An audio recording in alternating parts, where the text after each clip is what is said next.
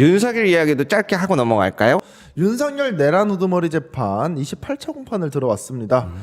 오늘 재판부는 지기현 재판부였고 증인으로서는 이 방첩사에 있는 군인들이 나오게 되었는데요. 방첩사하면 성관이죠. 그렇죠. 이제 오케이. 성관이 여론조사의 꽃 그리고 국회 안 간 곳이 없습니다. 방첩사는.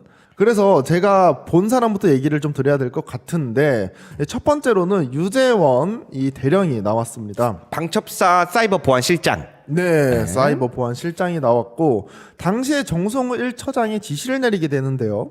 8명의 참모들을 불러가지고 너는 성관이, 너는 여족권, 너는 국회 가라고 출동 지시를 내리게 됩니다.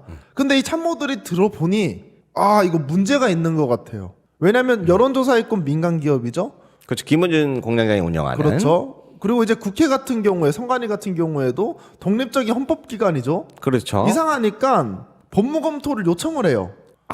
처음부터 느낌이 있었네. 쎄한 느낌이 든 거죠. 그런데 정성우가 아니 포고령이 이미 확인이 됐고 이항 중에 시항하라는 지시를 받았어 라고 전달을 해요.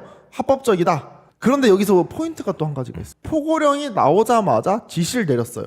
그러니까 포고령이 나오면 이 포고령을 읽어보고 이 이항의 지시에 따라서 우리가 해야 되라고 얘기를 하려면 시간이 필요하잖아요. 그치. 만약에 포고령을 처음 받았고 그렇죠. 지시가 막 국회, 성관이 다 헌법기관이고 독립된 기관들이고 민간기업 여론조사권 갑자기 여기로 출동해서 점령하라 그러면 당황하는데 알아봐야 될 거 아니야. 그렇죠. 근데 지우 씨 이야기는 이미 받자마자 내용을 숙지하고 있었고 그거를 빨리 지시를 이행할 수 있게끔 하는 사람들이 있었다라는 얘기죠. 그렇죠. 그래서 포고령을 받자마자 바로 야 이항 중에 시행하라는 지시가 있어 라고 바로 전달을 했다라는 거예요. 그래서 오늘 유재원 증인 같은 경우에는 이미 포고령을 알고 있었던 것이 아닌가라는 추측을 합니다. 정성호가 아니라 정성우입니다. 우. 예, 정성우. 네. 그래서 이 증인은 여적곳으로 출동하게 돼요. 여적곳으로 출동을 하게 되는데 그럼 오늘 증인은 여적고 출동한 증인이에요? 예, 오늘 여적곳 출동한 증인. 예. 근데 오늘 나온 증인들은 훌륭한 군인상 반대로. 반대입니다. 궁금합니다. 어떤 내용이죠? 공안시 27분에 출동을 하게 돼요. 네. 이 출동의 문제는 뭐냐면 공안시 02분에 이미 국회에서 계엄이 해제된 시각입니다. 네. 그런데도 불구하고 정성호가 출동을 시킵니다. 그리고 1시 34분에 야 너희들 가지 말라 다른 곳에 있어라고 지시를 내려요. 그러니까 이미 계엄이 해제가 됐는데 그렇죠. 야 너네 빨리 출동하라니까 끝까지 출동을 시켰다는 거 아니야. 정성호가 끝까지 출동을 시킨 거죠. 그래서 어쩔 수 없이 등살에 떠밀려 출동을 했는데 부대원들에게 야 너네 거기 말고 딴 데 있어. 거기 가지 마. 그랬다는 거 아니야. 지시를 하게 된 판단이 거죠. 빨랐네요. 예, 그런데 이제 이 증인 같은 경우에는 여적고 출동 지시를 받았는데 검색도 안 했다라는 거예요. 그냥 홈페이지 정도 확인을 했대요. 애초부터 갈 생각이 없었던 거죠.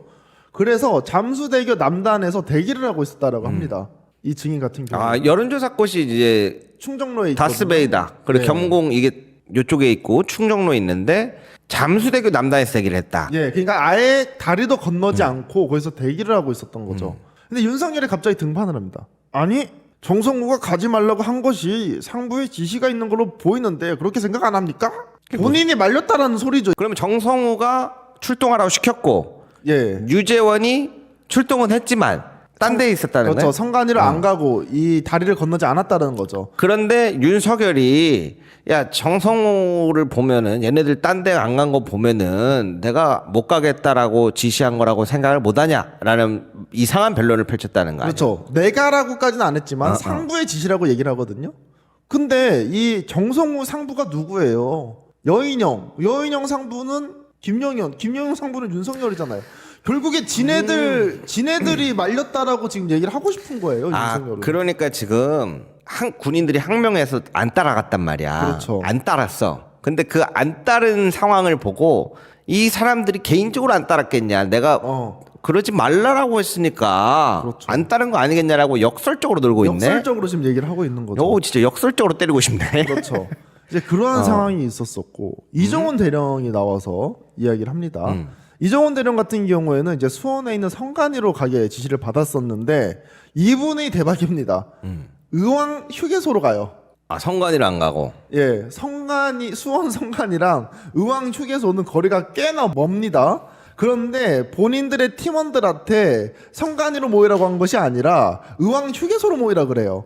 왜 의왕 휴게소 먼데 모이자고 했냐면 이 팀원들이 본인의 소속이 아닌 사람들도 팀원이 있대요. 당시 계엄 상황에서는 혹시 모르는 사람이 성관이로 갈까봐 의왕 휴게소로 다 같이 모이라고 했대요. 그래서 의왕 휴게소로 모입니다. 그래서 뭘 했느냐라고 특검이 물어봐요.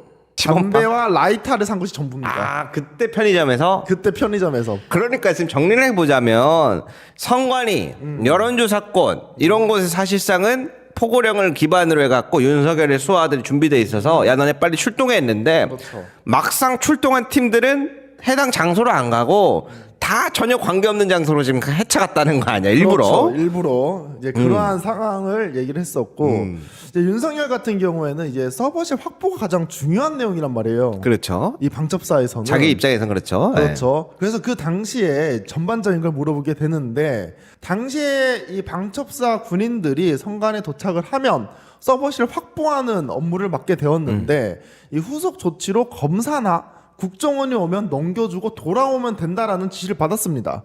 근데 그래 검사 들어가 있네. 그렇죠. 근데 만약에 검사나 국정원이 오지 않는다라고 하면 후속 조치가 없으면 물리적으로 가져오라는 지시가 있었다라는 서버를. 그래서 하드디스크를 떼와라. 그러면서 윤석열은 원래 점검이라는 이야기를 되게 많이 하거든요. 야 성관이 그런데 점검하러 가는 거야. 아, 그러니까 윤석열이 지금 재판에서 계속 선관위는 왜 병력을 보냈습니까?라고 이제 막 재판부에서 그렇죠. 물어보면 아, 그러한 부정선거 이런 제보가 있어서 점검하러 갔다라고 주장을 하는데, 예. 근데 사실상 서버를 떼와라. 그렇죠. 어떻게든 떼와라. 떼와라. 전혀 다른 배치가 나오고 있다는 거죠. 그러니까 이 증인이 뭐라 그러냐? 점검은 절대 아니었다. 라고 하니까 윤석열이 고개를 탁 돌리면서 입꼬리 팍 내려갔어요. 아, 저 새끼 저거 이러면서 야 박수. 그러면서 이 함께 갔었던 방첩사 인원 중에 누가 있었느냐? 가학수사센터에 있는 인원들이 같이 갔습니다. 이 사람들이 뭐 하는 사람들이야? 포렌식 업무를 담당하는 사람들이에요. 그 사람들이 팀원으로서 같이 가게 된 거예요. 그러니까 물론 실제로는 방첩사에 성간에 그 큰 서버실을 떼오거나 이거를 뭐 포렌식 할 수 있는 장비는 없대요. 근데 실질적으로 본인들은 그거를 하려고 시도를 했었던 정황이 지금 드러나고 있는 상황이라는 거죠. 이러한 상황에서 윤석열이 참지 못해서 이런 얘기를 합니다.